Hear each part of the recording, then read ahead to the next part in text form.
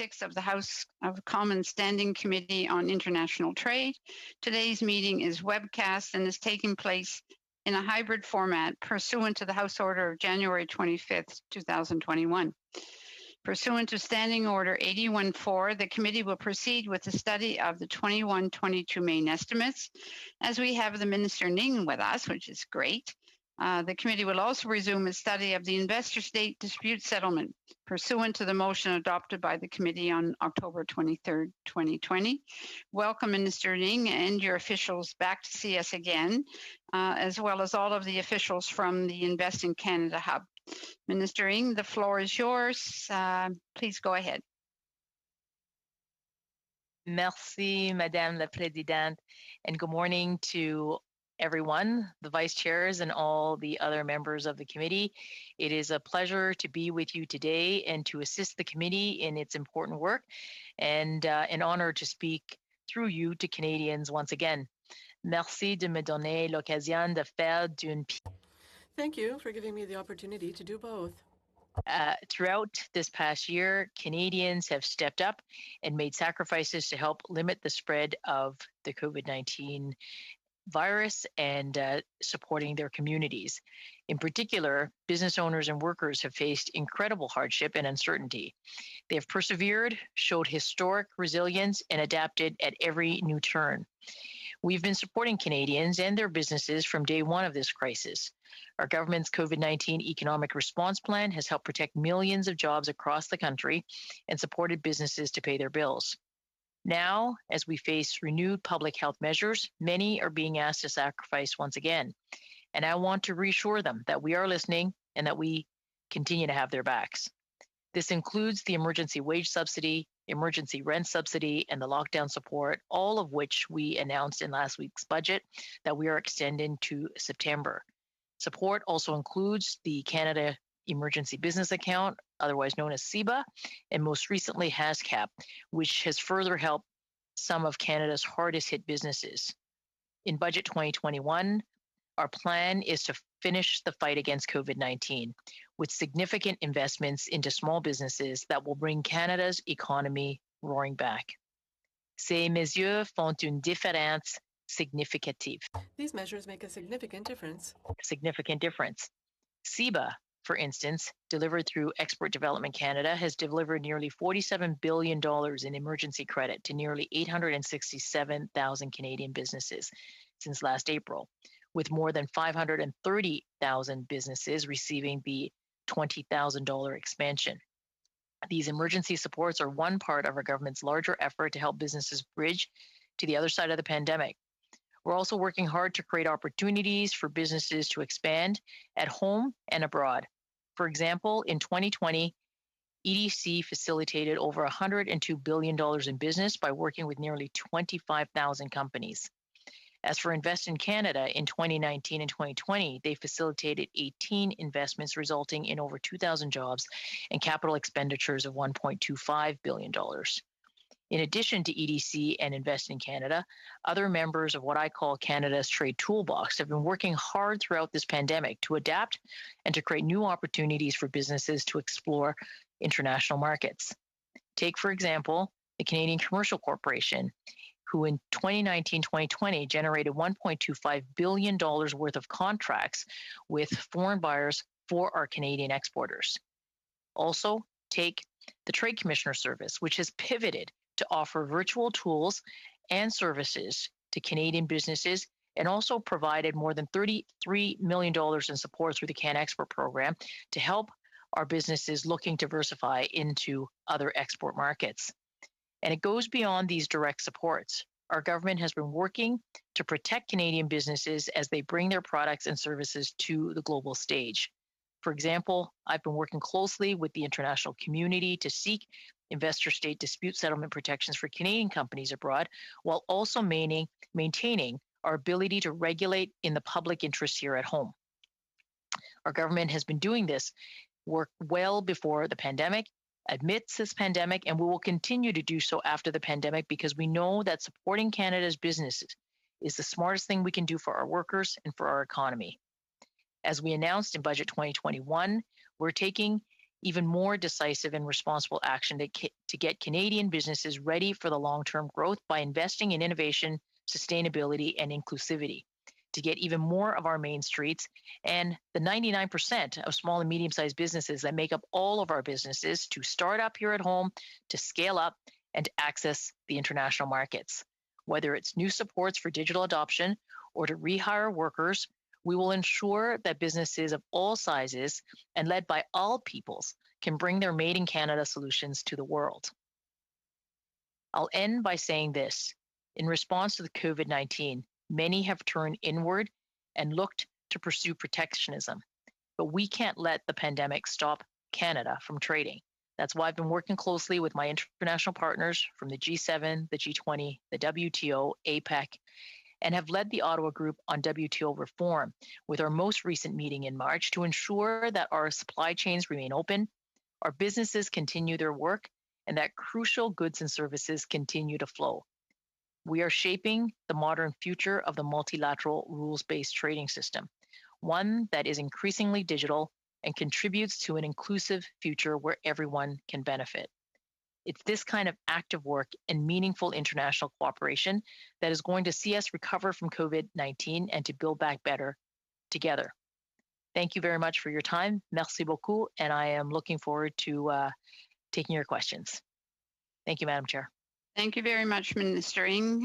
The departmental officials that we have with us as well today, from Department of Foreign Affairs, Trade and Development, John Hannaford, the Deputy Minister, International Trade, Steve Royal, Assistant Deputy Minister, Trade Policy and Negotiations, Anik Ouellette, Assistant Deputy Minister and Chief Financial Officer, Corporate Planning, Finance and Information Technology, Sarah Wilshaw, Chief Trade Commissioner, Assistant Deputy Minister, International Business Development, Investment and Innovation, Bruce Christie, Assistant Deputy Minister, Trade Policy and Negotiations, Annie Boyer, Director General and Deputy Chief Financial Officer, Financial Planning and Management, Eric Walsh, Director General, North American Bureau, and Katie Curran, Chief Administrative Officer, and Natalie Beauchamp, Chief Investor Services.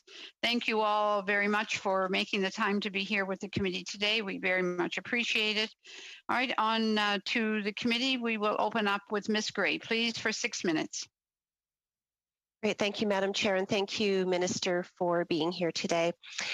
The Invest in Canada Hub Department Plan lists priorities, including promote Canada as a top investment destination, strengthen Canada's brand, and implement Canada's foreign direct investment attraction strategy.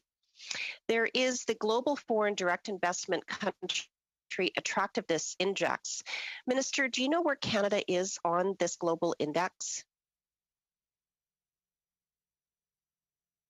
I want to thank the honourable member for that question. Very proud of the work that Invest in Canada has been doing to attract foreign investment to Canada. And even through this pandemic, we have seen investments, for example, through MasterCard Global or HCL Technologies from India make investments here in Canada. And the Minister, work, do you know where we fall on that index? I'm happy to return to you with that specific. I don't have it here in my note, but suffice it to say that Invest in Canada continues to do its good work, and we've seen right. Well, we're Canada 17th, Minister. We're 17th, if I may. And would you think that we are trending better or worse than other countries?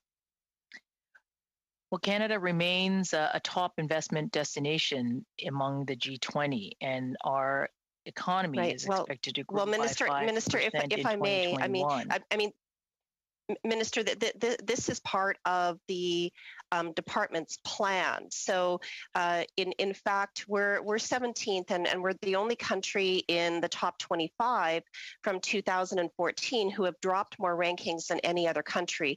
We were 13th, and now we're 17th. And so, Minister, I mean, since we have this Invest in Canada Hub department, would you be happy with these results considering, you have this new department with this organization that you're responsible for? It has a very large board of directors receiving remuneration. There's spending on travel and hospitality, a $34 million budget, 67 staff, and yet the foreign direct investment attractiveness results are dropping.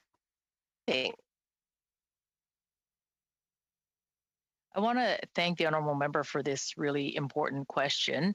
Our government is committed to ensuring that Canada remains competitive for foreign investors and that they see Canada as a destination to invest because of our highly skilled, well-educated workforce. I would also point that we are number 2 in Kearney's FDI index for as Canada. So that is an achievement. And throughout this pandemic, we've consistently seen high caliber FDI creating good jobs. Please, Ms. Gray, please allow the minister with to all due answer. respect, this is an actual international Gray, please index. allow the minister to answer the question. I want to point to a couple of examples where good FDI has taken place on the West Coast and also here in the Greater Toronto area. So, for example, in early 2022, MasterCard, amidst this pandemic, announced a $490 million investment in cybersecurity and in technology innovation, a center in Vancouver that's going to create really good jobs, as well as Indian-based global company HCL Technologies, which just last month I joined them for an exciting event where they Minister, announced further expansion. Can we move on? Because that's not really answering what my question is. So I wouldn't mind. So the last recorded completed target indicators for Invest in Canada, there were 3 indicators.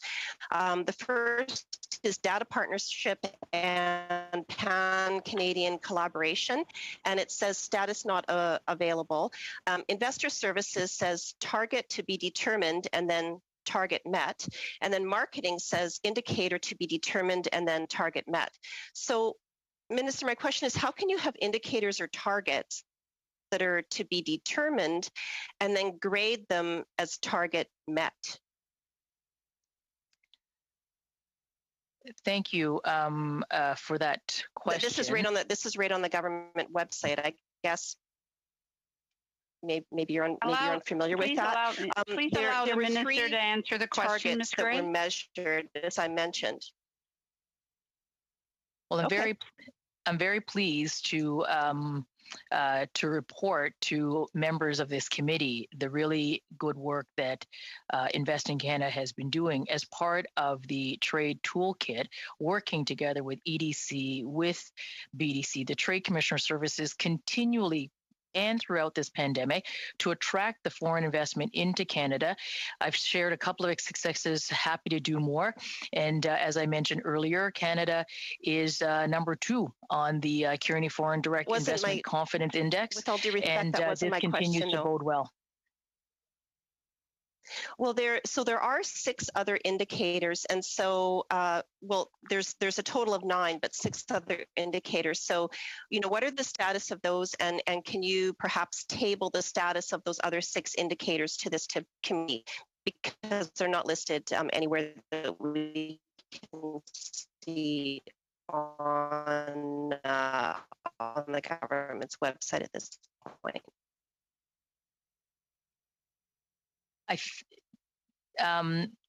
The honourable member cut out. I didn't I didn't hear the question. Do you want to repeat the question? You're breaking up a bit, Ms. Gray, in your transmission. Do you want to quickly? Yeah. Thank you, Madam Chair. Everything sort of blocked. Sort of went blank there. So I don't know what happened. I didn't have an internet issue, it seemed like. But so my question for the minister is that there's actually a total of 9 indicators, and so the other 6, I'm wondering if the status of those could be tabled for this committee.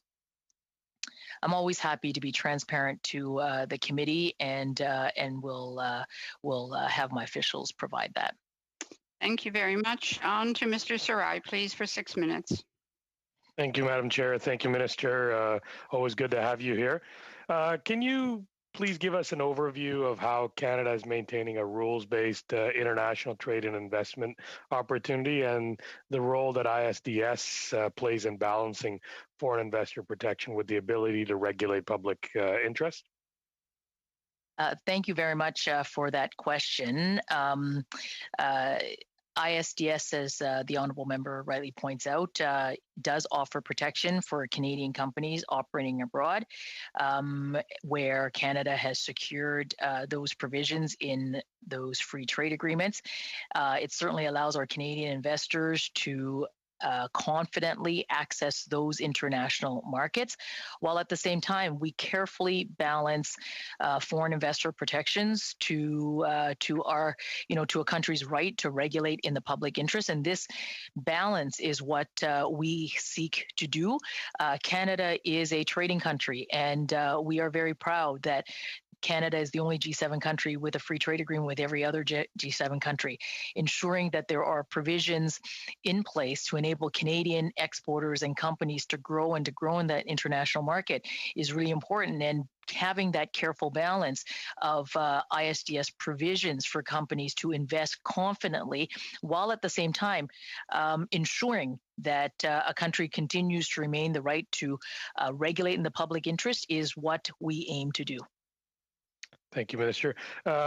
President Biden's first bilateral meeting was with Canada, which is a very definitely a good indicator. The roadmap for a renewed U.S.-Canada partnership announced after that first meeting established a blueprint for an ambitious and whole-of-government effort against the COVID-19 pandemic. This roadmap aims to support our country's mutual prosperity. Could the minister please tell us more about the roadmap for a renewed Canada-U.S. partnership and what it means for Canadians? Thank you very much for that question.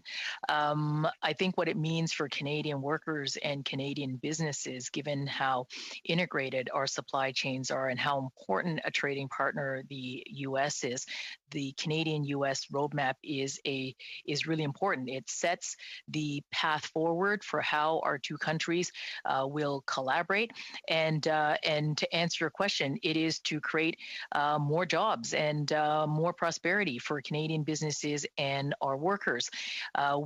And to do so in a way that also allows both of our countries to make progress on the environment and growing back better, building back better. Economic growth must include green growth. So it was very exciting to have the Prime Minister announce just last week, together with the President of the United States, our ambitious targets to fight climate change, but also, as you've seen in the budget also tabled last week, the significant investments to help get us on this road to economic recovery so that our businesses and our workers can come roaring back when we finish this fight against COVID-19. Thank you, Minister. There's one area that in the bureaucracy, as members of Parliament, there's a lot of complaints we hear often about all different departments, but there's one that I actually have had nothing but praise for the last 5-6 years, and that is the Trade Commissioner Service. So it's very important. I've noticed that we have to take advantage of Canada's trade agreements, especially to scale up and to export to new markets. Can the Minister explain how the Trade Commissioner Service assists our forest sector businesses in their efforts to export to new markets? Yeah, absolutely. I mean, the forestry sector is so important to the Canadian economy, and I'm so proud of the work that the Canada Trade Commissioner Service does on behalf of all our businesses, and particularly for this sector. The Trade Commissioner Service has facilitated a range of business-to-business opportunities for the sector, in particularly to help them diversify and look beyond the markets that they have been in, in, and also for the small and medium-sized businesses that operate in the sector as well.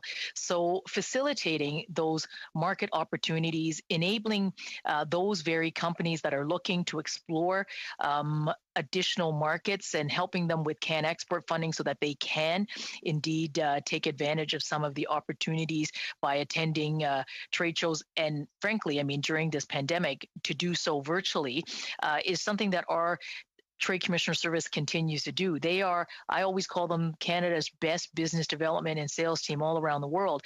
Their job is to help our Canadian businesses access those markets and to yield the subsequent contracts or businesses and help them navigate through some of the issues that might exist in international markets. But ultimately, the goal is to help our Canadian businesses grow and diversify into markets where, and when they grow, they create jobs, and they're great jobs for Canada.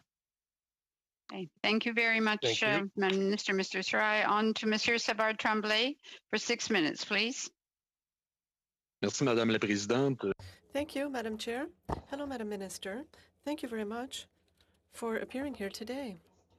I have a question. How is it possible that in the budget, and you're saying that trade is a priority because our businesses need to keep their markets, so how is it possible that over and above the spending envelopes for Global Affairs Canada that have been increased, there's no meat on the bones? So how is it possible that there's no support to exporters that want to diversify their markets? There's absolutely nothing on this. Well, to the honourable member, I would respectfully disagree. This budget is a budget that is going to support the Export Development Canada to help them do even more work to help Canadian SMEs export. We continue to pursue opportunities for our trade focused businesses through our work. Canada has access to some 1.5 billion customers in the international marketplace, and helping them secure businesses through virtual trade missions. I might add that we have done several throughout this pandemic, I mean, including to the European Union, where we saw some 1,100 businesses take part in a summit, to France just a couple of weeks ago, over 300 businesses. And there, I might say, many businesses that are women-owned, that are youth-owned, Indigenous businesses, and racialized businesses. So helping them get access to this market and to continue to support them on this road to recovery is absolutely a priority of this government, and this is work that we will continue to do. Je vous avais demandé pourquoi il n'y avait rien. I asked you why there wasn't anything, and you said that there was something. Well, we seem to disagree on this, but I'm insisting on this, on the diversification of markets for our businesses. You're saying that there is assistance, so how and where? Where is this assistance? Well, let me point to one, to the honourable member. We're making a $4 billion investment to help our Canadian companies become more digital. This includes companies that are Main Street businesses, of course, that we've seen through this pandemic, access platforms to access e-commerce for them and get them into not only domestic markets to buy local, but also the opportunity to have them bring customers, I guess, to their businesses, but also a whole range of businesses, whether it's manufacturing or through service, sectors. A $4 billion investment in helping our businesses become competitive, productive, and through the increasingly digital marketplace that is the global marketplace, setting up our Canadian businesses and investing in them to make sure that they have all the tools available to them to access those markets and to operate competitively. And in doing so, will create good Canadian jobs. And this is the kind of investment that is in this budget, and it's $4 billion. J'imagine que dans cette... So I imagine that in this assistance for digital, you're referring to the money that was in the Strategic Innovation Fund, but there are very difficult criteria to have access. It's very difficult for SMEs, so it's easier for a multinational to access this. So why, for example, why don't you go further with regards to the tax credit for research and development? Why not go further for a tax credit for investment? It would be so much easier. There is a tax credit for investment. This is a step in the right direction, but the impact isn't clear. The more it will be significant, the more there will be an impact. So why don't you go further? And I'm saying this in a very constructive fashion. I appreciate that very much, and I was talking about the $4 billion investment for digital adoption. That is in addition to the investment in the Strategic Innovation Fund, which of course will invest in many companies that are growing and growing to be global. But the investments here include another $450 million through venture capital, because we know that to enable more investment into our most innovative and growth-oriented companies will actually help with growth. There is also an immediate $1.5 million of expenditures that businesses can expense, starting right away, and it will be there for 3 years, because this budget is about finishing the fight to COVID-19. It is setting up Canadian businesses to have the tools that they need, including investing in themselves, but with a really good incentive to be able to expense up to $1.5 million over the next 3 years, and also to create a continued investment environment through venture capital that will invest in some of those most promising companies that are looking for venture capital, but also making changes to the small business financing program so that access to capital of up to $500,000 is available to them, but in a wider range of categories like working capital, equipment, including soft equipment, I guess, that knowledge-based companies will. But there is, I would venture to say that this is the most small business friendly budget in Canada, in Canadian history. This is investments for our entrepreneurs, for our Canadian businesses that operate domestically, and in doing so, growing into those global Canadian companies that will create good jobs anchored in Canada. Thank you, Minister. On to Mr. Blakey for 6 minutes, please.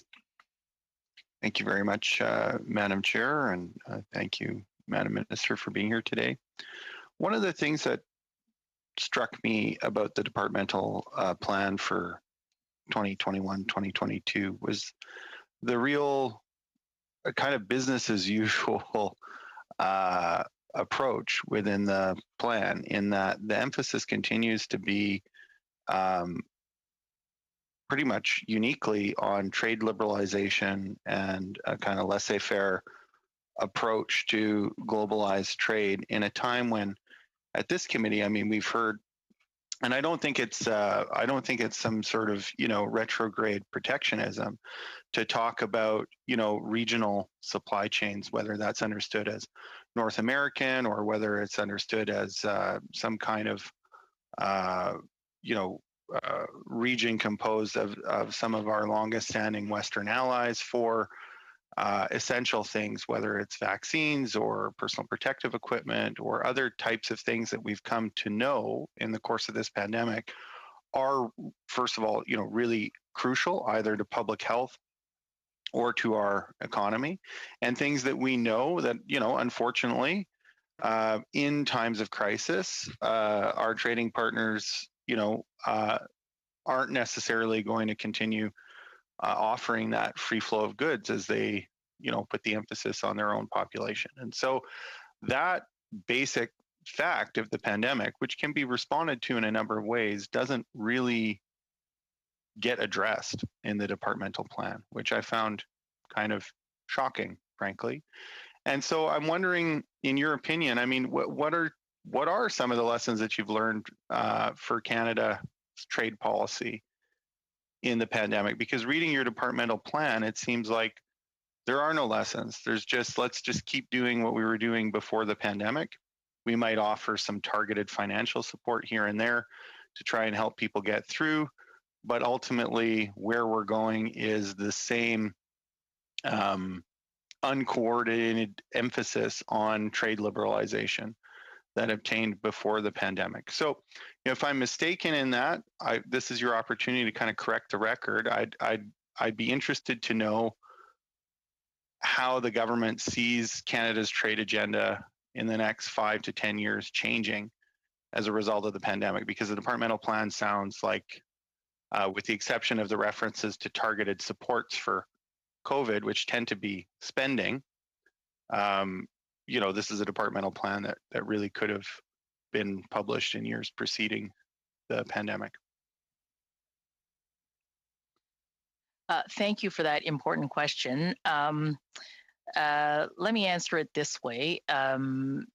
This government's approach to free trade negotiations have been at its very core to not only provide market access, of course, but ensure that in doing so, that we are negotiating agreements that have enforceable and progressive elements that include labor and the environment, and that it also includes that trade and the work that we are doing while growing into international markets. We are doing so in an inclusive way that ensures that everyone can benefit from trading. So that includes women, that includes Indigenous people, young people, and small and medium-sized businesses, micro businesses that inherently many are those very entrepreneurs or businesses that are underrepresented and need to get access into growth and being supported by Canada's team trade. Well, if I could, Minister, maybe I could just kind of narrow the question a little bit. I mean, one of the... If I could just finish, do I have just another 30 seconds to finish that? In terms of COVID, to answer your question, the work that we have been doing consistently with our multilateral partners, trading partners, for example, through the WTO, where we have been advocating not only an continued openness of critical supply chains, but to work on initiatives like trade and health to ensure that the multilateral trading system really will work at its core for people, and at times like this during the pandemic, is not work that it's not a theoretical exercise. It is what we are doing and have been doing throughout this pandemic, and while it may be reflected as in the departmental plan as continuing to work on on the multilateral trading system through the leadership of the Ottawa Group, I would also point the member to the consistent communication of the work that we have been doing with our partners to ensure that trade really will benefit a broader number of people, including small and medium-sized businesses, women, sure, Indigenous people, in this work. The issue that I'm trying to get at, though, is, I think 35 seconds, Mr. Blakey. Part of the conversation now is to say trade agreements have tended to commodify everything. And, so for instance, my father made efforts in the late 90s and early 2000s to try and, make the point that water shouldn't be treated as a simple commodity under trade agreements. And, and the NEP has argued in the past for certain things being more important than being treated as a simple commodity on the market.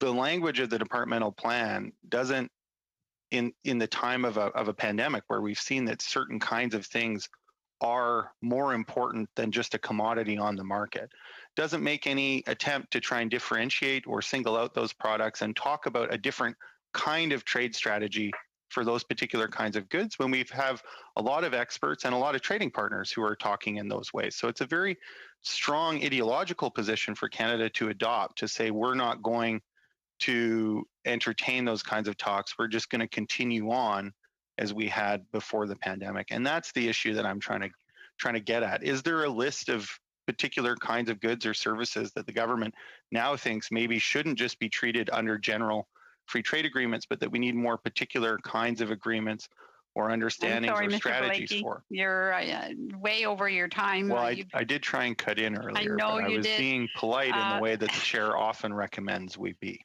Yes, and I appreciate that. Minister Ning, can you give us a brief answer to that in fairness to the members, because it was an important question? Absolutely. And I wish I had more than probably the 30 seconds.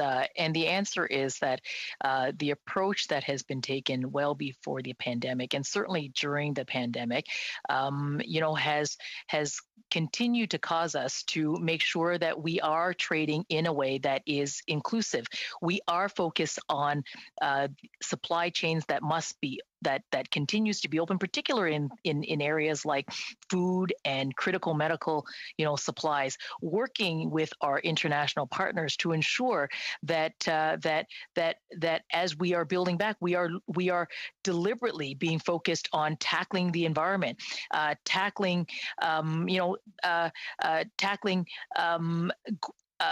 building back or recovery that has to include many more people in our economy, and that is the work that we have done before, and it's the work that continues to be extremely important because of this pandemic.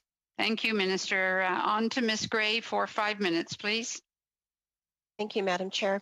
Minister Ng, last month there was a Toronto Star article reporting that despite the forced labor measures in CUSMA and the Integrity Declaration on doing business with Xinjiang entities, not a single shipment has been prevented from coming into Canada made with the forced labor of Uyghurs in China. What is the number that has been stopped as of today?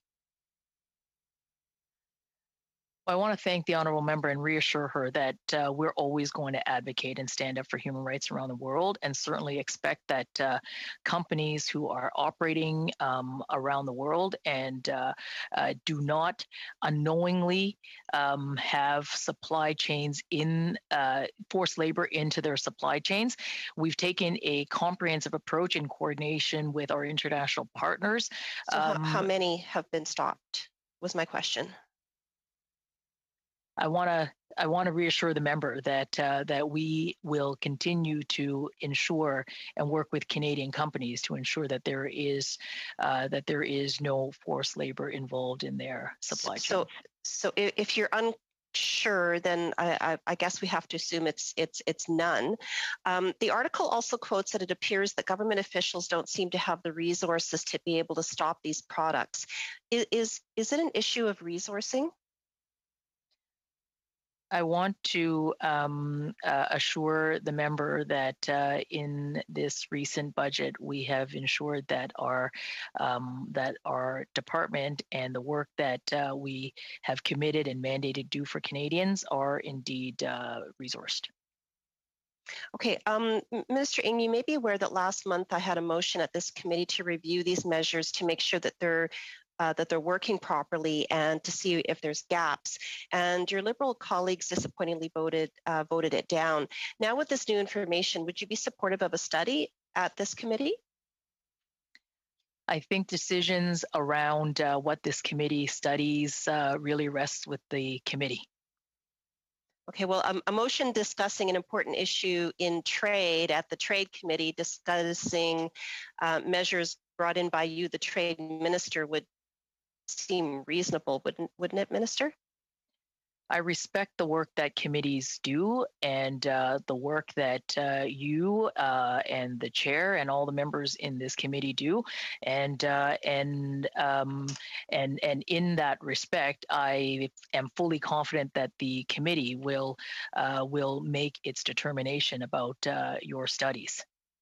Okay, Minister. Robert Asselin, a former top advisor to former Finance Minister Bill Morneau, stated on the budget that it's hard to find a coherent growth plan and that it's impossible to find in the budget what sectors your government thinks we can be competitive on in the global stage, and we just don't see it.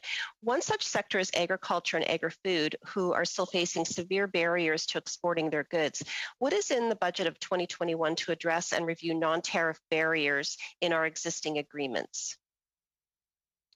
That's a really important question, and this budget really sets us all up our Canadian businesses and the Canadian people to finish this fight against COVID-19, while at the same time making targeted investments for those that have been particularly impacted by this COVID recession, be it women or racialized Canadians or young people, and making significant investments so that we can get our economy not only into recovery, but into growth and competitiveness for years to come.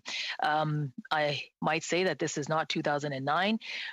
We don't want to take 10 years to recover back from this COVID recession. We want to make targeted investments and smart investments, strategic investments, and that includes to help Canadian businesses scale up into those international markets, and including the wonderful agri-food and agriculture sector, to take advantage of the 63% of the global economy to which Canada's trade agreements gives our businesses access to. Okay, thank you. One more quick question while I have time 20 here. 20 seconds. In your mandate letter from December of 2019, the Prime Minister asked you to lead the implementation and maximization of Canada-European Union Comprehensive Economic and Trade Agreement and the Comprehensive and Progressive Agreement for the Trans-Pacific Partnership. So I'm curious why we don't see any of that in the budget. Can you comment on that, Minister? Well, the budget makes significant historic investments in our growth, but the work that we have been doing to ensure businesses are growing in those markets, they absolutely include taking 1,100 businesses to a summit to look at opportunities in the European Union, 300 businesses just to France alone, women-owned businesses into Sweden. We've taken businesses and working in the Asia Pacific as well, women-owned businesses on a trade mission to Japan. So these are deliverables for businesses, and I'm looking forward to continue to work on deliverables for Canadian businesses. Thank you, Minister. On to Ms. Mandayan for 5 minutes, please. Thank you very much, Madam Chair, and thank you to the Minister for appearing once again at committee. Always a pleasure to see her here. I did have a question picking up on that conversation. Looking at the statistics over the last year, when we look at February 2020 compared to February 2021, we've seen exports increase by 4%. We've actually seen a 57% increase in exports since April 2020. And as Minister, you pointed out earlier in a conversation, Canada is number 2 in foreign direct investment attractiveness, according to this most recent index from Kearney's, which was released a few weeks ago. Perhaps, Minister, you can explain a little bit what industries you think are driving this impressive economic result, and if you think that we need to be continuing along this same path, and if so, how you plan to do so in the short and medium term. I want to thank the honourable member for that question, and those numbers are right. We are seeing that the work that Team Trade Canada is doing to support our businesses and the agreements that we have around the globe is really providing the market access, enabling businesses. We're creating the environment so that businesses can be competitive and to prosper. We are seeing businesses grow in the knowledge economy and exporting around the world. We are seeing an incredible number of clean tech companies. And the reason I keep using France is just that it's just recent in my mind, because it's a virtual trade mission that we just did a couple of weeks ago, and it was completely focused on sustainable growth and on the environment. And they're very proud that a Canadian company like Ballard is providing the first hydrogen buses. I mean, for a city in France, looking at circular economy businesses that is able to grow. Take a look at Carbon Cure. It's a wonderful business based out of Atlanta, Canada, that is exporting its technology into the U.S. and into into Singapore, for example, where those infrastructure projects are being done, but doing so in a way that is much less carbon intensive. So we have these incredible Canadian companies, and the Team Trade Canada in the Trade Commissioner Service, in EDC and BDC, in Invest in Canada, the Canadian Commercial Corporation are really working very, very focused to help our Canadian exporters grow and to grow into those international markets. And Canadian business growth means jobs for Canadian companies here at home. Absolutely. And another colleague earlier in this session mentioned reading the budget and looking for things to support our small and medium-sized businesses as they export. And I was particularly thrilled to see the $4 billion investment in our digital strategy. We know that getting our small businesses online will help them export to the world. Is there anything you wanted to share about that new program that just came out in the budget? Yes, well, thank you. We talked about what it does for businesses, but the other part of this investment, which is a really important one, is getting almost 30,000 young people trained and to give them the job experience of helping Canadian small and medium-sized businesses go digital. We're really looking forward to working with small businesses and with those very young people to give them the opportunity. So not only are we helping businesses grow, but we are also addressing one of the groups of people who we want to see supported coming out of this recession, this COVID recession, and that is our dynamic young people. So very pleased to have the $4 billion investment to help our businesses grow, but also to provide those very excellent opportunities to Canada's young people. Thank you, Minister. On to Mr. Savard Tremblay for 2.5 minutes, please.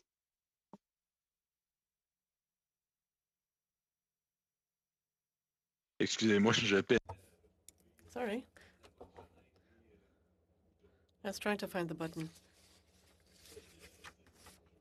to unmute myself, so sorry. Madam Minister, earlier you were saying that the Strategic Innovation Fund would assist a great number of businesses. Do you find the criteria satisfactory as they are now? Well, I would love to speak to you much more about the details of the Strategic Innovation Fund, but I think Minister Champagne would be best positioned to do that as the minister responsible. What I would say is that the Strategic Innovation Fund is making those very needed investments to help us, to help Canadian companies grow and accelerate. And during this pandemic, the ability to grow some of the domestic biomanufacturing capabilities, like with Sanofi Pasteur, is one example.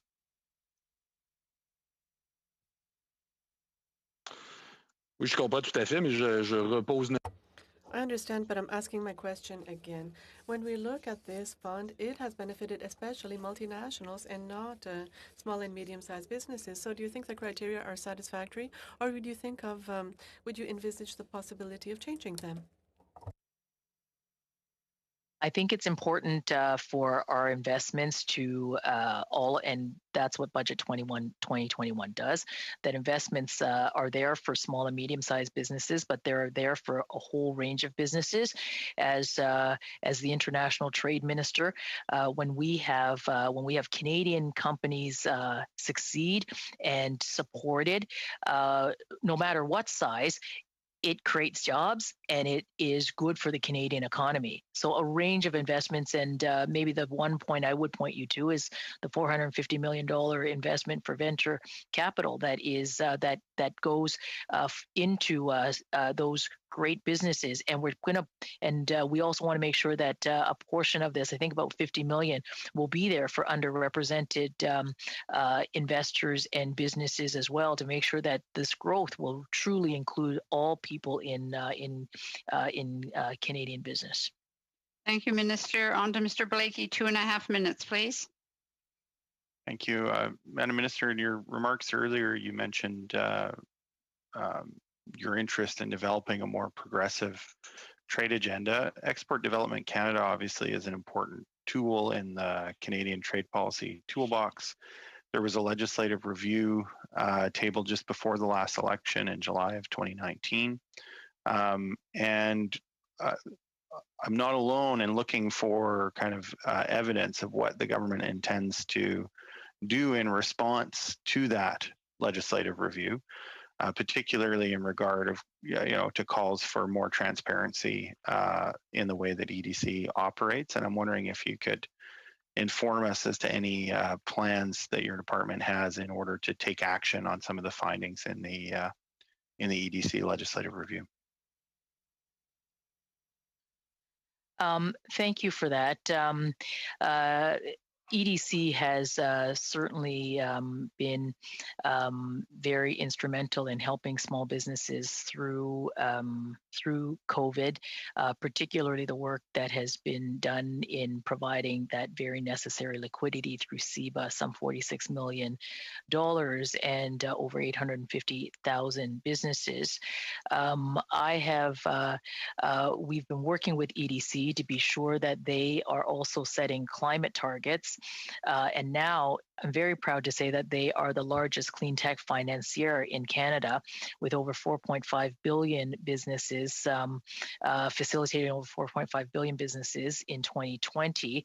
And more recently, we instructed EDC to do even more by aligning their portfolio with the Paris Agreement commitments for 2030, as well as for net zero in 2050. EDC is an important part of Canada's trade toolbox, and we will continue to work with them to ensure that they're not only that they continue to help businesses in this pandemic, but certainly on the path to recovery as well as the important agency that they are to help Canadian exporters. Thank you, Minister. On to Mr. Abatai for 5 minutes, please. Thank you, Madam Chair. Thanks to the Minister for appearing this morning. Minister, how do you explain the absence on a trade review in the budget? Just to be specific on this question, there was hardly any significant mentioning about the trade and its percentage of GDP. Why? This budget sets Canada up to finish this fight against COVID-19. It is making significant investments in our economic recovery, particularly for those that have been particularly hit hard as a result of COVID. It is supporting small and medium-sized businesses. It is supporting green growth. It is supporting strategic investments for businesses in the areas of the knowledge economy, which many of our investments are. It is setting up opportunities to help Canadian businesses get access to financing, to help them get access to investment capital. All of these things help Canadian businesses grow. And when you get Canadian businesses on a path to economic growth, this budget is about jobs and growth. And when we do that, our very companies here can take advantage of the 1.5 billion customers in the global marketplace that the free trade agreements provide them for. And this work continues. Thank you, Minister. But how does this line up with the absence of any mentioning of the target in the budget? So if what you're saying is what's happening, the budget must reflect on that. So the budget does not. There's nowhere in the budget that does mention, at least, I'm being specific with just to make sure that we agree on this thing, because this is the reality, is the percentage of GDP, the percentage of GDP from trade is not mentioned anywhere. Why? Canada is a trading country. Supporting Canadian exporters to grow domestically and abroad is exactly what this budget does. This budget is about jobs and growth, supporting Canadian workers, supporting Canadian businesses so that they can get on that road to recovery, means that they will be able to take advantage of the focused work that we are doing to help them through the Trade Commissioner Service. The Trade Commissioner Service continues to do its work, particularly helping scale up Canadian clean technologies around the world, and they've got additional resources. We've modernized the agreement with Israel, and there's investment in here in this budget for that. With all due respect, what you're saying, I'm saying, if what you're saying is what's happening, the budget must reflect that, at least in the numbers, which is not. How come? This budget is an ambitious budget for growth and jobs. It is a good budget for Canadians. It's a good budget for small and medium-sized businesses. It's a good budget for those very businesses that are the very exporters that I am so pleased to share. There's no targets to meet. We need to see that. It's very significant to see the numbers are reflected in the budget. They are not. Why? This is a government that is committed to tackling climate change while growing back the economy. $21.5 million over 5 years for the Trade Commissioner Service, particularly for the ongoing adoption and growth of clean technologies. That's one area in the budget that is absolutely there to help our Canadian businesses grow. You're not answering my question. You know that, and I know that. If there's no targets in the budget, that means hardly you can have a roadmap toward implementing any of what you're saying. So you're telling me, you're listening about we know that we are a trade nation. We know that we have so many trade agreements. We know all that. The question is, if the budget does not have a target, that means there is no plan. And this is upon you as a minister to be able to explain why this is happening. Well, to the honourable member, I would disagree with him that this budget does not have a plan for Canada's economic recovery and job growth. That's exactly what this budget is about. And we are going to work with Canadians and with Canadian businesses to help them grow and to create those very jobs that's going to help our business and our economy come roaring back, and to bring back the over 100,000 women that we have seen lost in this budget, or sorry, rather in this pandemic, to come back into the workforce through a $30 billion investment in early learning and childcare. This budget is there to get people back to work, to help our small businesses finish the fight against COVID-19, and to make the very necessary investments to help our workers get back to work and our businesses to grow. And yes, that growth is going to be both here in Canada and also into the international marketplace.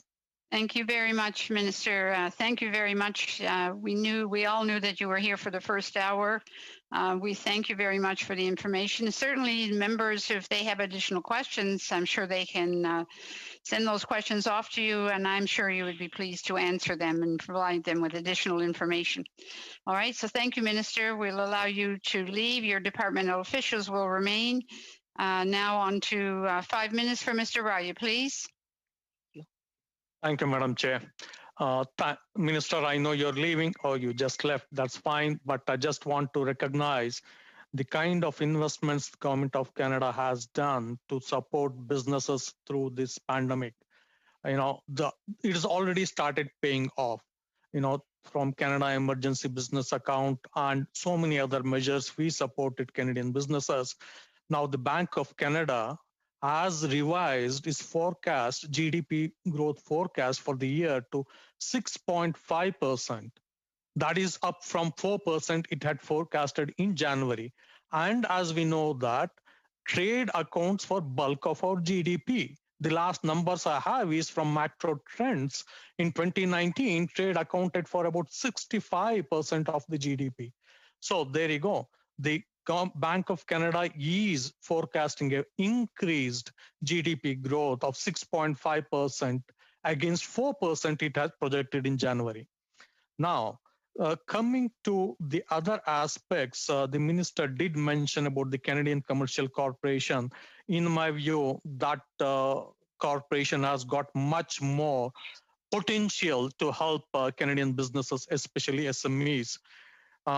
And the minister also mentioned about the protectionism. Unfortunately, this pandemic has increased the demand for protectionism from different countries. And Canada, as a trading nation, we should be wary of this. We should be watchful of this. We have already entered into a lot of free trade agreements across the world. So one of my questions is that can we move the resources that have been allocated for negotiating the free trade agreements to more towards the implementation and supporting Canadian businesses avail the benefit of all the free trade agreements that we have signed?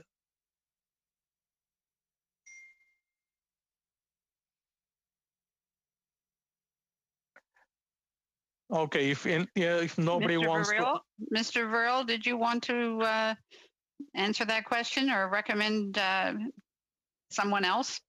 I may ask if Chair Wilshaw can respond to that. Yeah, I'm happy to tackle that one, although I wouldn't want to speak to the resources that that Steve and his team would still require for the work that they do and will continue to do, which is really important both at the WTO and on bilateral and regional trade discussions that continue. In terms of the FTA promotions, though, and I think this is where perhaps we can talk about some of the investments that have been made in the fall economic strategy fall economic statement of 2018, where there was a significant investment made in FTA promotion. I understand that. I'm yes. Sorry to interrupt. I got very limited time. We have made investments. There's no doubt about it. Over the period of so many years, we have been making investments in FTA and other related things. But it is time for us to get benefit out of that. I'm not seeing that amongst the SMEs, especially the SMEs in the knowledge-based sector, need to be helped to make use of all the free trade agreements that we have in place so that they can contribute to the Canadian economy.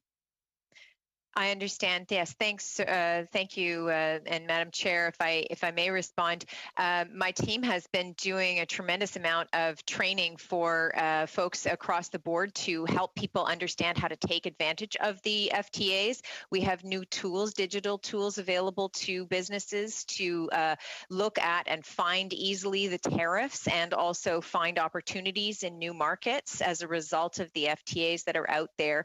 And we also have a lot of other supports that are helping people and SMEs to go digital, to access new channels into these markets as well. And coming back to the knowledge-based sectors, we know that the global economy is going towards the knowledge-based economy. We had advantage in terms of our natural resources in oil, gas, minerals, forestry products. But 5 to 10 years down the road, it is the knowledge-based sectors and the technologies like artificial intelligence and other robotics, automation, those are going to create a massive impact. We have invested in artificial intelligence, in photonics, in genomics, etc. How is that, what is that you are trying to do to help these specialized sectors to take advantage of all the FTAs we have? A brief answer, please, Ms. Wilshaw. Yes, ma'am. Certainly. Briefly, we have made major investments in rolling out additional Canadian Technology Accelerator programs. These have gone digital and actually in the virtual space have been connected up amongst themselves to offer even greater opportunities. That program is working very well. Thank you very much. On to Mr. Hoback for 5 minutes, please. Well, thank you, Chair, and thank you, witnesses, for being here this afternoon. My first question will go, and maybe I'll go to you, Mr. Verhul, to start. Have you been directed by this government, or what directions have you been given this government in regards to looking at a plan in place in light of getting more procurement of vaccinations, booster shots, personal protection equipment? What role do you serve in regards to that? Well, it's not really something that I'm on the front lines on. If we're finding that other countries... Maybe trade commissioners? Trade commissioners do have a greater role than I do, so you might want to... Yeah. Sarah might want to respond to that. I'll address it there. Yeah. Yes, thank you for the question. And Madam Chair, certainly my team has around the world has been deployed in a kind of a reverse trade commissioner role in some sense in doing the sourcing from the very beginning. They developed a whole book of all the really excellent PPE that's out there, and they have been working diligently to make sure that we have it. They've also been doing a lot of work on the investment side to bring in investments in PPE manufacturing, medical devices manufacturing, and also you would have seen, of course, the Sanofi win and also the Medicago investments over the last year. In terms of the vaccine procurement itself, this is really a whole of our network operation, working very closely with PSPC, PHAC, and all kinds of others to make sure that we are getting the vaccines here and that the shipments are uninterrupted. And back to you then. What status is our Trade Commissioner Service at this point in time? Do we have everybody redeployed in the countries that were pulled back into Canada when COVID first hit? Are we fully staffed? Do we have a full budget in place to support trade commissioners?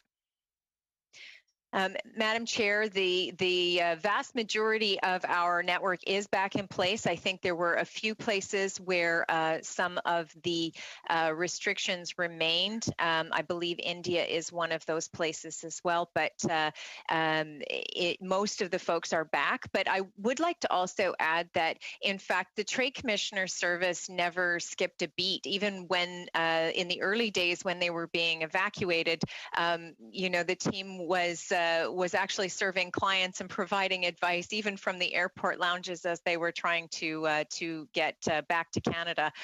Our services, we provided somewhere in the neighborhood of 50,000 services, 45 to 50,000 services this year. Sorry, please. I'm going to stop you there, Sarah. Just only 5 minutes, so I don't have lots of time. Sure. My next question is in regards to EDC. How are you finding the insurance rates and the ability to offer insurance into different countries for our Canadian manufacturers? Are you still offering that services?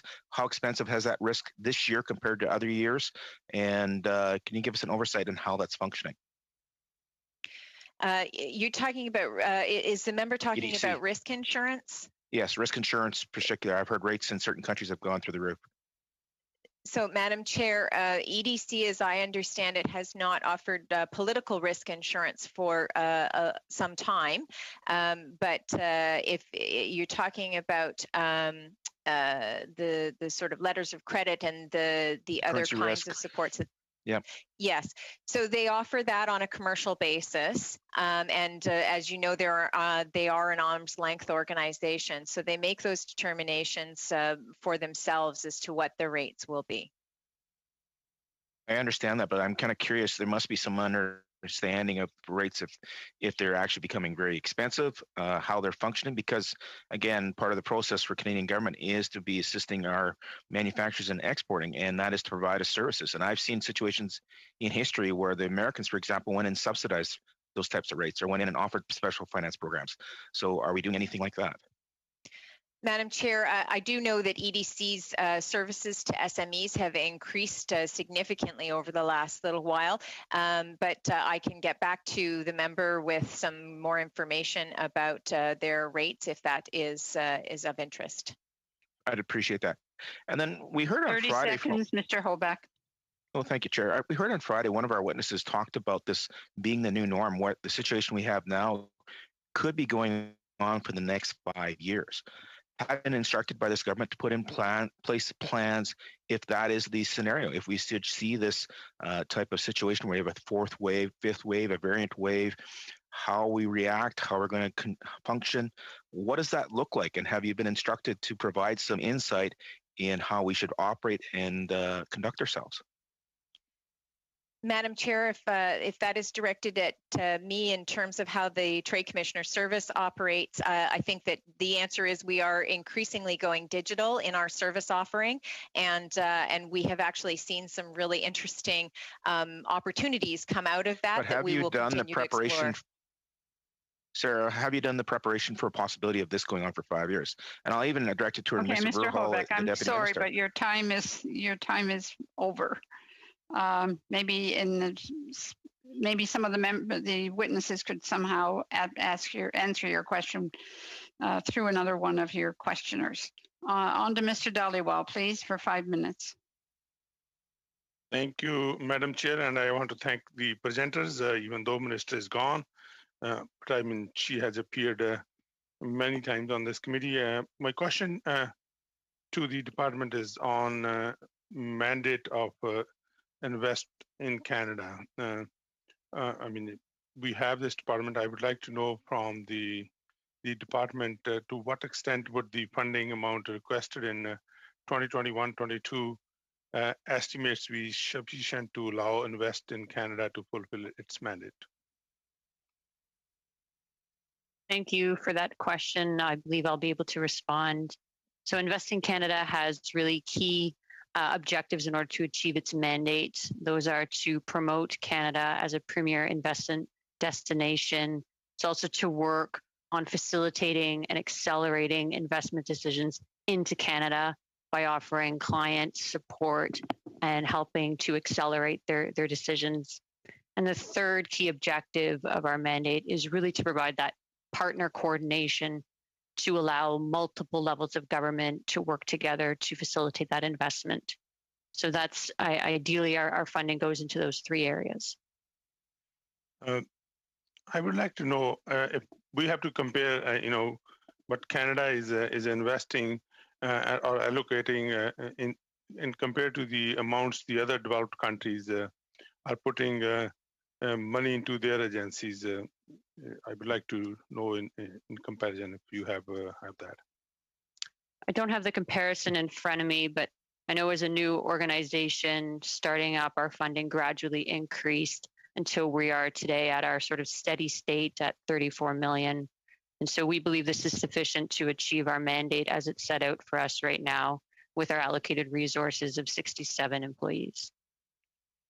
And when it comes to trade diversification, how would investment in Canada will help government or the minister to diversify the trade? Thank you for that question as well. That's definitely a part of Invest in Canada's strategy is to support the government's objective of trade diversification.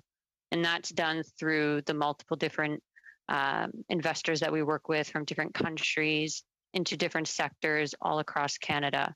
So that's definitely part of our area of focus is the trade diversification priority. Because of the COVID-19 situation, you know, the work has affected, you know, whether it's overseas or here.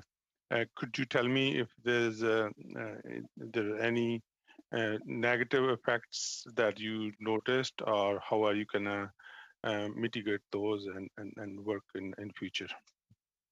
Definitely.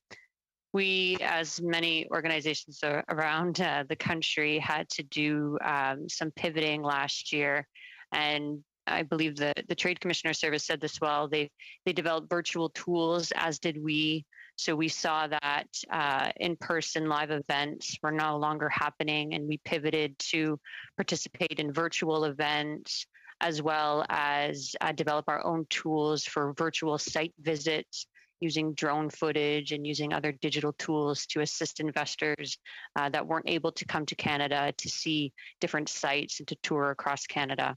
So those are some of the ways that we pivoted in 2020 and anticipate continuing to pivot in 2021. So what are some of the challenges and tangible solutions that the department had?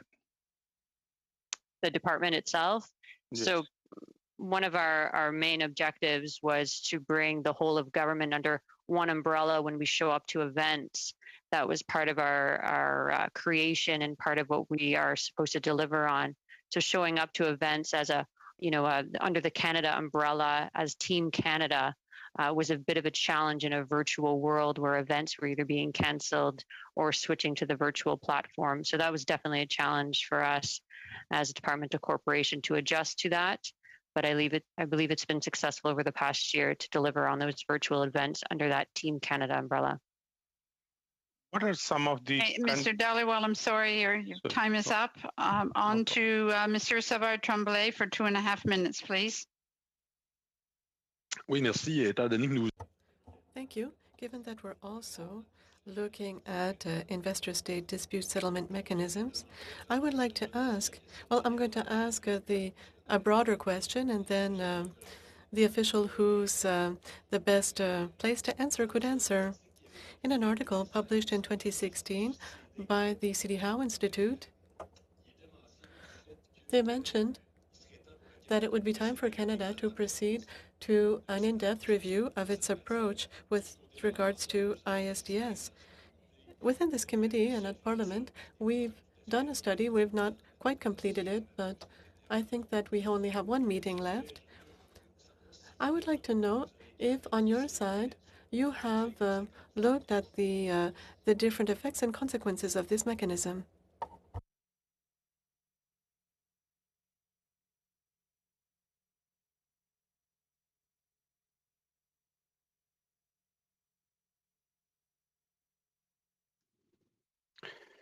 Who would like to answer that question? Madam Chair, I think Chandra would be best suited to respond to that. Thank you very much for the question, Madam Chair. I think that Canada over the past number of years has actually demonstrated a lot of interest in continuing to examine the implications of investor state dispute settlement in the context of both the work that we do with our regional trading partners, bilateral trading partners. Particularly, I would emphasize in the context of the work that the government has done to review its foreign investment promotion and protection agreements. The government last undertook a major review of its FIPA model in 2003, and for the past few years has been undertaking a very intensive study of the benefits and challenges of investor state dispute settlement in that context. Donc, very short question, Mr. Savard-Tremblay. Donc, je voulais juste une confirmation. I would just like a confirmation. So internal studies have been done. Thank you for the question. Internal studies, what I would say to that question, Madam Chair, is that we've undertaken a lot of internal analysis on our foreign investment promotion and protection agreement model. And we've done a lot of external consultations with a broad range of stakeholders. We have discussed the investor state dispute settlement model under our FIPAs with civil society, with labor organizations, with Indigenous partners, with business associations, pension funds, legal practitioners, academics, as well as our provinces and territories. So a lot of analysis has been undertaken. Thank you very much. Mr. Blakey for 2.5 minutes, please. Thank you very much. I guess quickly in follow up to that, would you be prepared to share that analysis with the committee? Thank you for the question, Madam Chair. As I mentioned, the government has been undertaking an extensive review of its foreign investment promotion and protection agreement. We are in the final stages of that analysis. It's my understanding that we are expecting to publish a new foreign investment promotion and protection agreement in the coming months. Specifically on the question of the investor state dispute settlement mechanisms, would you share the department's analysis, and not right now, but in writing with the committee in follow up to today's meeting? So thank you for the question, Madam Chair. As I mentioned a moment ago, it's the government's intention to soon publish a comprehensive, new and inclusive and modern foreign investment promotion and protection agreement. That new model that will be modern and inclusive will include some new provisions as it relates to investor state dispute settlement. The members of the committee will certainly be able to access that new model when it is published. Will the model include the analysis that led to the different, if they are going to be different, approaches to ISDS? Or is it a template model that's just, we'll be able to witness the change, but we won't have access to the analysis behind the change? Thank you very much for the question, Madam Chair. We will certainly be publishing a copy of our new model. As I mentioned, the analysis that was undertaken that formed the basis for that new model was analysis that was done in the context of extensive consultations with a broad range of stakeholders over the course of many years of detailed discussions. And again, as I mentioned, the new model will include many new innovations when it comes to investor-state dispute settlement, which is something that we heard quite frequently from our consultations. For example, the new model. If I could, I'm asking that the department share its analysis with the committee, and I'm not hearing a yes or a no. I just don't want to leave here without being clear on whether we're going to get a copy of that analysis or not. So if you could answer that question, I'd appreciate it. Thank you for the question. To be clear, the analysis that was undertaken went into the formulation of our new model. So the publication of our new model will, as a result, include the internal analysis that we undertook in order to reach a recommendation on a new model. So Thank you very much, Ms. Malay. I'm sorry, Mr. Blakey. On to Mr. Lobb, please. Thank you very much. It's a pleasure to have most of you folks back here to committee. One question that I would throw out there is, as representatives of international trade and small business, do you have an opportunity to talk to anybody at CBSA or at Foreign Affairs in regards to our commerce with the Canada-US border? Anybody have any correspondence there? I can take this for the group. I'm certainly representing both the Foreign Affairs and International Trade side of Canada-US relations, and we do have communications with our colleagues at CBSA. Okay. Now, one thing I hear consistently from constituents in my area, and I'm in southwestern Ontario, about an hour and a half from the Port Huron border, Sarnia-Port Huron border. I'll give you an example. We have a business in my riding who has aligned their commissioning, and the parts they sell is almost all in the US, and they're trying to get a technician across to commission the line, and they can't get this technician to cross. And if they do cross, they have to quarantine for 14 days. Now, this technician has had both his Pfizer shots and has a negative test. And I know I'm not the only person that's dealing with frustrating things like this, but we're trying to promote trade and do trade, and these businesses are trying to promote trade and do trade, and they can't even get a technician across the border because the border crossing guy doesn't think they're essential. What can we do to fix this very simple problem? So I'll first of all sympathize. There have been a lot of these cases, and as we try, as the minister was talking about, to get COVID in the rearview mirror, there are definitely cases where we're perhaps being balancing the interests of the health of the population a little bit higher than the interests of individual businesses. But there are processes in place which would allow for exemptions. They require a number of different steps, but I'd be very happy to follow up with the committee or with the member's office afterwards to indicate what those might be. Right, and I appreciate the public protection and safety, but in a lot of these cases that I've seen in my riding, the technician's coming across, they're working on a piece of equipment where no one else is around. When they're done, they go back to their hotel, they come back the next day, finish their work, and then drive back to Michigan. There's no public risk when you compare, to something like Pearson Airport or Costco or what have you. So I would just, anything you can do to work with CBSA and Foreign Affairs to help, you're helping trade probably more than any of the discussions that we've had today, to be quite honest, at least in southwestern Ontario. I'm just curious, with, just before Christmas, there was a lot of talk about the Canada-UK continuity agreement. And I'm just curious, have there been any where are we at with a trade deal, a long-term trade deal? Are there any discussions right now, or is that pretty well silent? Well, thank you for the question, and yes, I can respond to that.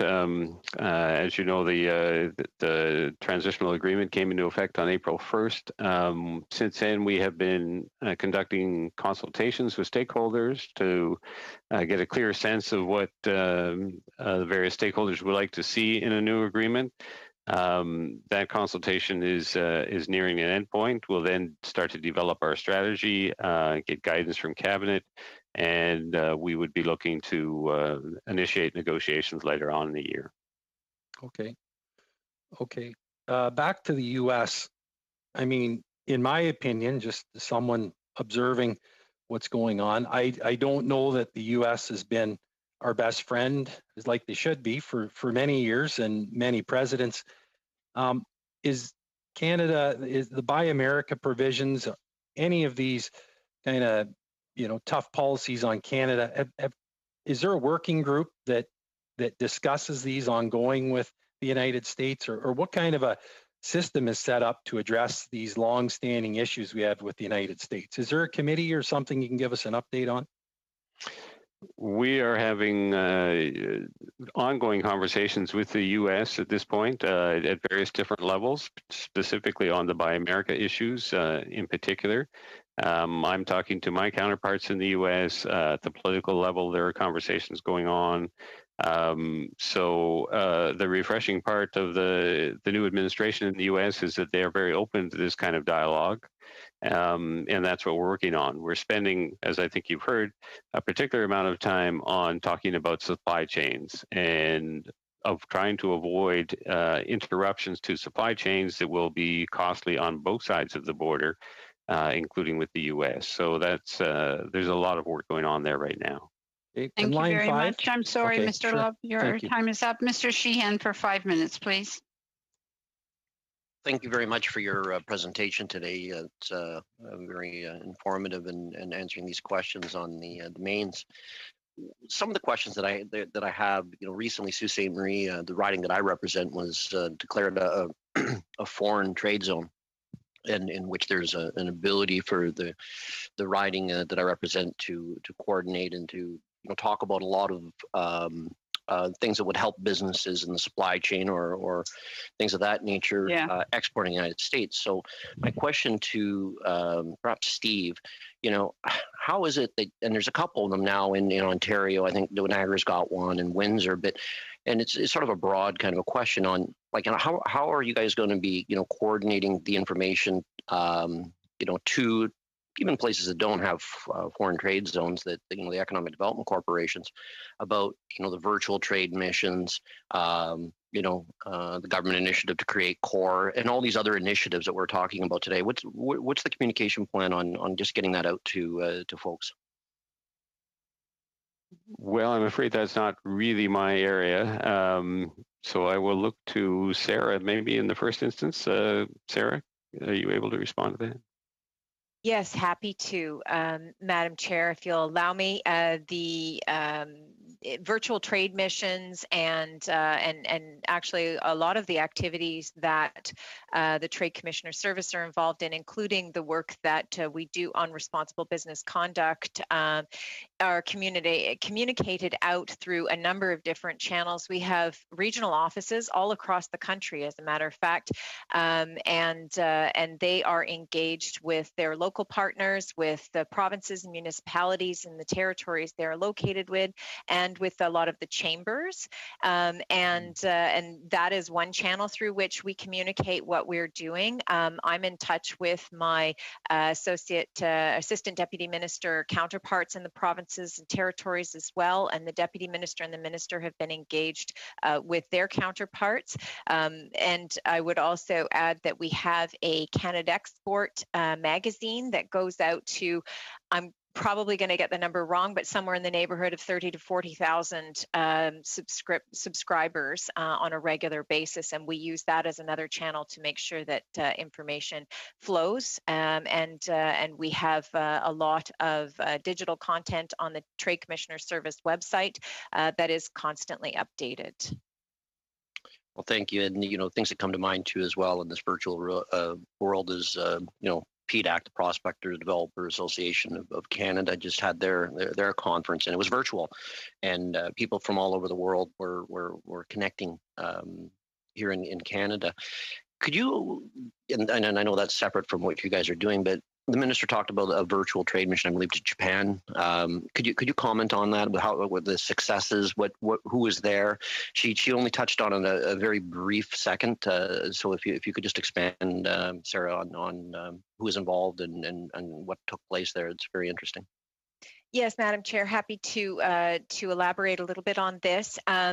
Actually, I should correct the member on PDAC and on Collision. My team has been very actively engaged. Okay. We've had delegations come in virtually from all over the world, and we have facilitated hundreds of B2B meetings for these delegations to come in to connect with Canadian businesses in those different sectors. PDAC was different this year, but it was also about as successful as it could be in a virtual environment, and we did a lot of work on that. On the virtual trade missions, there have been several. The most recent was to France. Before that, there was one to South Korea, and in both cases we saw hundreds of participants, as a matter of fact, which is far more than we normally would for a virtual or for an in-person trade mission.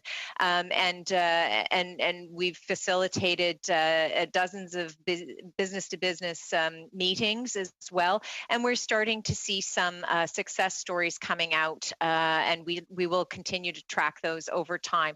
It is probably because of the numbers, no less work than an in-person trade mission, just different.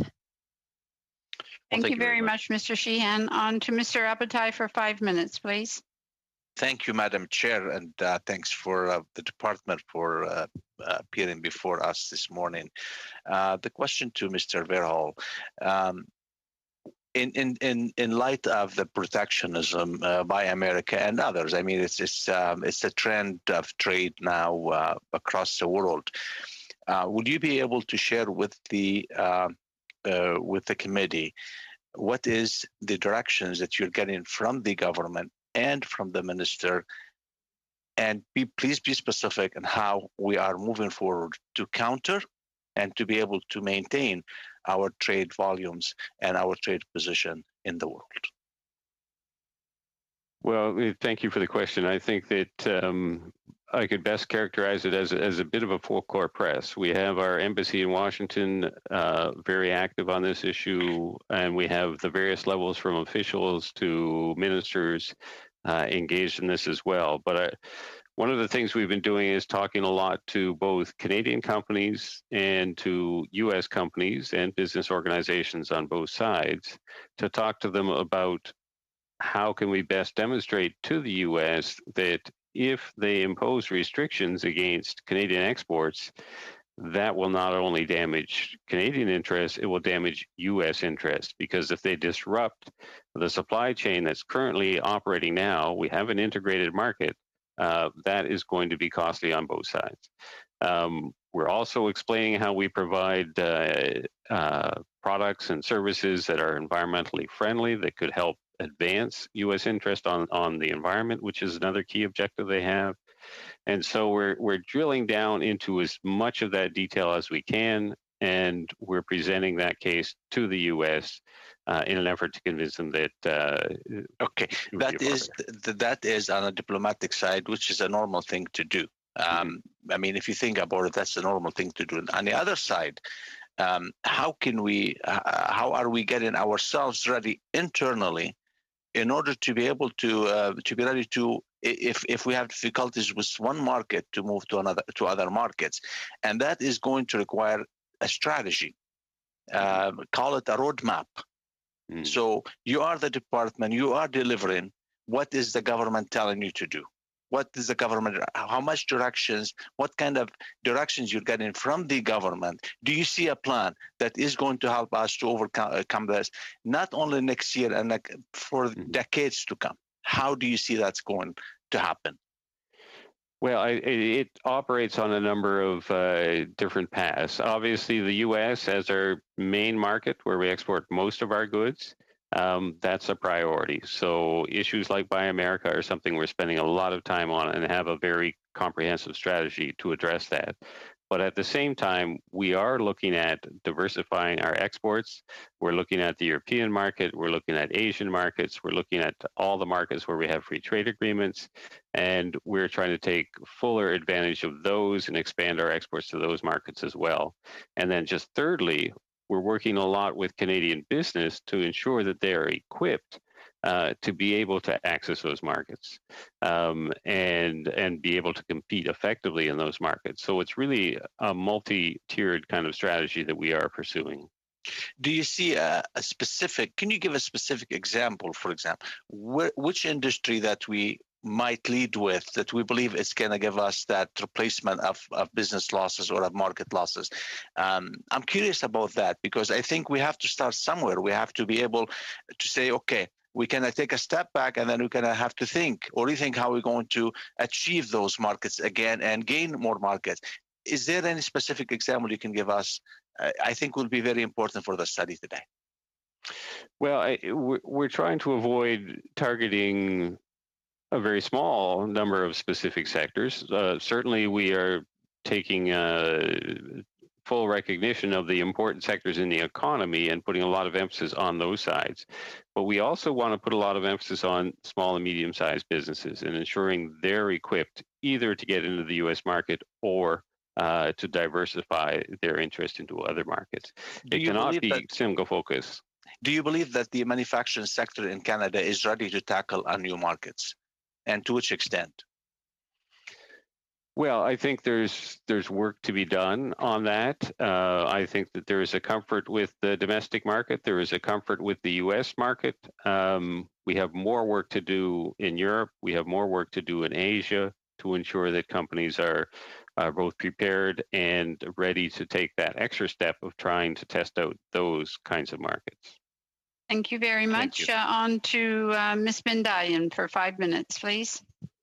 Thank you, Madam Chair. Picking up on that conversation with Mr. Verhoul, we were talking earlier about the current export numbers, the April 2020 comparison. When you look back, we are 50% increase in exports since that time. Mr. Verhoul, I wonder, from having spoken to some folks in different sectors here in Canada, including the agri-food sector, which has seen an enormous increase in their exports and has huge potential for Canada, if you feel that just as you mentioned now, more work needs to be done on the implementation side, ensuring that Canadian businesses take full advantage of the agreements that we already have, the many agreements that we already have on the international trade side.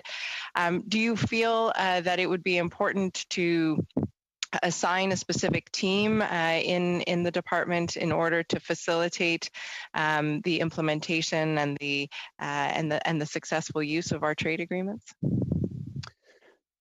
Well, we are putting a lot of resources and effort behind that as we stand now. And that is certainly a priority. And it takes a number of different forms. I think you spoke earlier about the notion of the digital funds that were coming out of the budget as well. We're putting a lot of effort into digital agreements, working domestically with companies to enhance their digital capabilities. So we're trying to provide as much assistance as we can in ways that will have practical, concrete results in terms of access to those markets. We have all these agreements. We can do better in most of them, and it's a matter of making sure that we have the tools to be able to do that.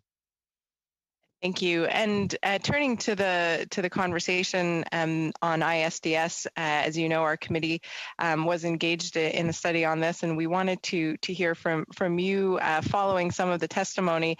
One of the witnesses in particular mentioned that there may be a risk of scaring foreign investors away from Canada should we move away from including ISDS provisions in our trade agreements. How do you feel about that statement and about those risks?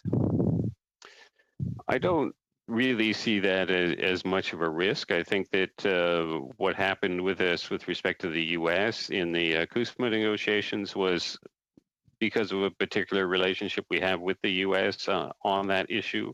But we, outside of the NAFTA cases we have had, we get very few cases against Canada by foreign investors. And we get significant benefits out of having investor-state dispute settlement in economies where we do have investments in the mining sector and various other sectors. And that certainly allowed us to have a much better record in terms of our offensive interests in investor-state dispute settlement than what we have had to deal with in the domestic market. So if I understand correctly, you know, each case should be really examined in order to determine whether in negotiating a free trade agreement, Canada should be pushing for an ISDS provision or not. Absolutely right. Yes. No, every market is a little bit different. And in some cases, it's going to make perfect sense, particularly if we don't have much confidence in the domestic court system in a particular country. That may be an issue. So yes, it needs to be examined on a case-by-case basis. Thank you for clarifying that. Madam Chair, do I have much longer? Yeah, 50 seconds remaining. Thank you. Perhaps then, turning to a subject that was raised earlier, a colleague of mine asked about some of the non-tariff barriers that are, causing some concern for our exporters. To my mind, the budget is not the right place to be addressing non-tariff barriers, but I'm sure you and your team, Mr. Verhul, are working on those issues at the moment. Can you give us an update on where those discussions stand? It is something that we're spending an increasing amount of time on, because one of the results we often see after we have a free trade agreement in place is we've dealt with most of the obvious barriers, but non-tariff barriers can crop up and they can be harder to get to. So when it comes to our CETA agreement with Europeans, a lot of focus on non-tariff barriers there. Similarly, when we're talking about the ongoing implementation of the CPTPP, we're focused on barriers that we're experiencing there, as well as other countries that we don't have formal trade agreements with. We have issues in India, we have issues in China. We're spending a lot of time on those issues as well. Thank you very much. On to Monsieur Savard-Tremblay for 2.5 minutes, please. Oui, merci, Monsieur Verhul. Thank you, Mr. Verhul. In your prior answer, you were saying that in some cases we needed to use the RDI. Are you saying that it's not necessary that because we do have confidence in the legal system of our partners? For example, when you talk about the U.S., when we're talking about ISDs.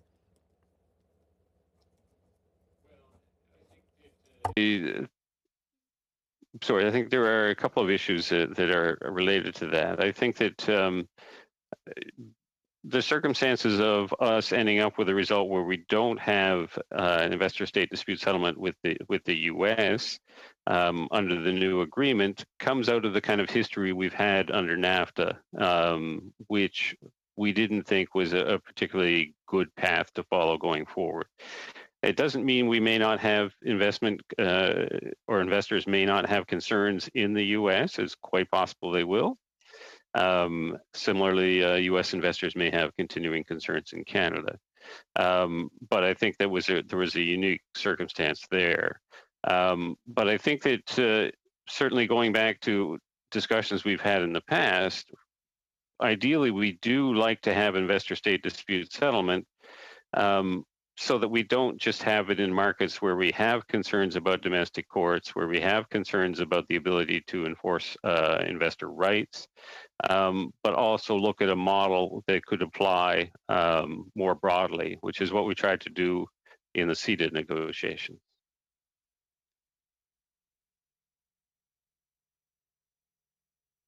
Je vois que vous ouvrez votre micro, Madame la Présidente. Madam Chair? 30 secondes. Mais Are you ready to say, nonetheless, that it's not necessarily appropriate when we'll have different types of trade arrangements? I think it also ties into the kind of changes we're making to our model for an investment protection agreement going forward. We're trying to, or we have been including more inclusive trade provisions. We're trying to strengthen government's right to regulate in relation to that, trying to ensure that the process is going to be ethical and predictable. So I think that if you have the right kind of model, and we think we are getting there, then we think that could apply in virtually all markets. Thank you, Mr. Blakey, for 2.5 minutes. Thank you very much. I want to return to the original question that I posed to the minister. I don't really think we got much by way of a kind of political response, but I'm wondering at the administrative level if there's been any direction, or if you guys are looking at trying to assess, you know, as you continue to have preliminary talks about possible trade agreements, whether there's a, you know, a list of goods and services or certain sectors where you think a different kind of approach is needed, and whether there's been any thought to how to structure those things into a trade agreement or to ensure that they're kept out of trade agreements. So for instance, like one of the things that we've heard recently, this committee in another study, is the suggestion of trying to develop some kind of, you know, more regional supply chain for vaccine production and PPE, for instance. So how does that inform your work, or is your work effectively unchanged by the pandemic, and the nature of the trade discussions you're having, you know, don't foresee exempting anything from a trade agreement or trying to treat it differently than just another commodity on the market? Well, I would suggest that the COVID experience has certainly changed the world of trade to some degree, and has caused us to look somewhat differently at some of the approaches that are being used.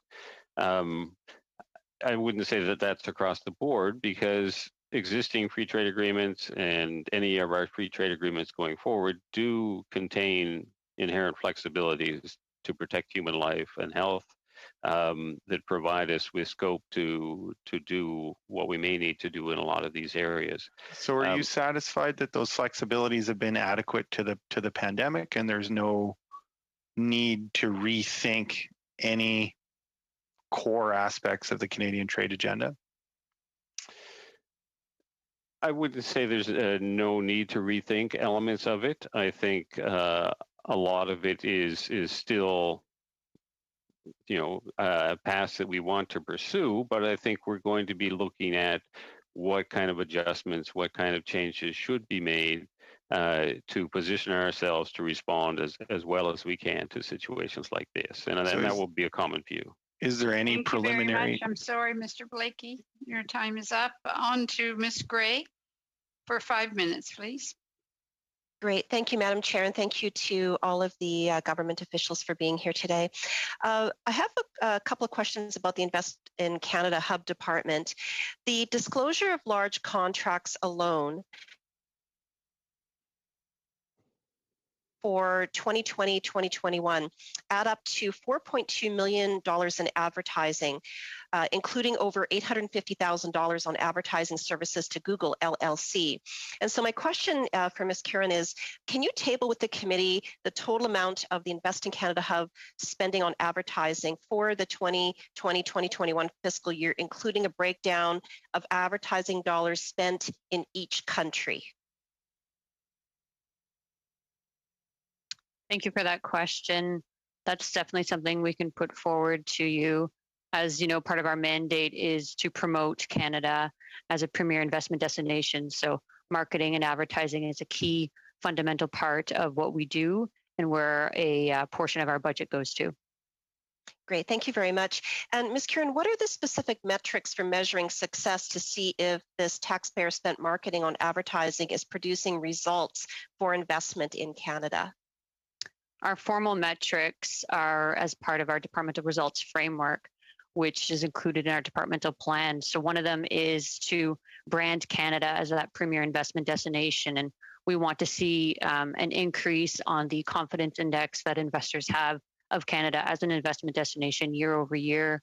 We also want to see opinions of potential and current investors of Canada as that premier investment destination. So those are our main ways that we're looking to see growth in the areas of marketing and advertising. Okay, so for having confidence and some of those attractiveness should lead ultimately to jobs. So can you table with the committee the number of new jobs that have been created and how you're defining that number as an outcome of the creation of the Invest in Canada Hub? Thank you for that question. Yes, we can definitely provide some additional figures. One thing that I can provide right now is, and the minister also alluded to that in her opening statement, and in 2019 and in 2020, we helped facilitate 18 investment deals coming into Canada, which created or has the potential to create 2,000 jobs and represents $1.25 billion in capital expenditures. So those are the types of investments that we're focused on bringing in Canada. Great. And actually, when you table that with this committee, would you also be able to break that down by country? Because that'll also tie into my earlier question of the advertising spend. Would that be something you could do, you could provide? Thank you for that. Yes, we'll look at providing a breakdown of those numbers when possible. Great. Thank you very much. Another question is, can state-owned enterprises or companies affiliated with state-owned enterprises invest through the Invest in Canada Hub? So the investments that come through the Invest in Canada Hub are like any investments that would be facilitated for the Government of Canada. So they're all required to follow the same rules and guidelines as any investment that comes through Canada. I also have my colleague Natalie Béchamp on that can speak more about those investments. So can I just to clarify? So is the answer yes to my question? That state-owned enterprises and affiliated state-owned enterprises can invest through the Invest in Canada Hub? I'll let my colleague Natalie Béchamp take that question. Thank you very much for that question. Indeed, Invest in Canada works with global companies that are publicly held, privately held, and in some cases have different ownership structures, including state-owned enterprises. We work within the framework of the Government of Canada's rules and programs, including the Invest in Canada Act and Investment Canada Act, pardon me. And so within the ICA, the Investment Canada Act, there are provisions for publicly held companies, any foreign held investor that's looking to make an investment in a majority way, including state-owned enterprises. Great, thank you. So the answer is yes then. So would you be able to table to the committee a list of all state-owned enterprises or affiliated companies who have accessed the Invest in Canada Hub, whether it be programs or support of any or anything else, and the value of the foreign direct investment which resulted from it? Thank you for the question. As you may appreciate, the companies that we work with are given a form of confidentiality from us in terms of the types of services and what we can do to help them make those decisions. In terms of state-owned enterprises that deal with us, we could provide a list of those that are that have made public statements that have. Okay, my time's running out here. So would you be able to at least provide countries as well from where those state-owned enterprises are based out of? Yes, I believe we can provide that. Thank you very much. All right, thank you. I appreciate us. It was wonderful to see so many women as witnesses today. So we are making progress. Even if it seems slow, but we are making progress. So congratulations to all of you. Thank you so much. I need to now read the following motion. Pursuant to Standing Order 81-4, the committee will now dispose of the main estimates for the fiscal year ending March 31st, 2022, minus the interim supply the House agreed to on March 25th, 2021. Shall vote 1 under Invest in Canada Hub carry? Everybody's in support. On division.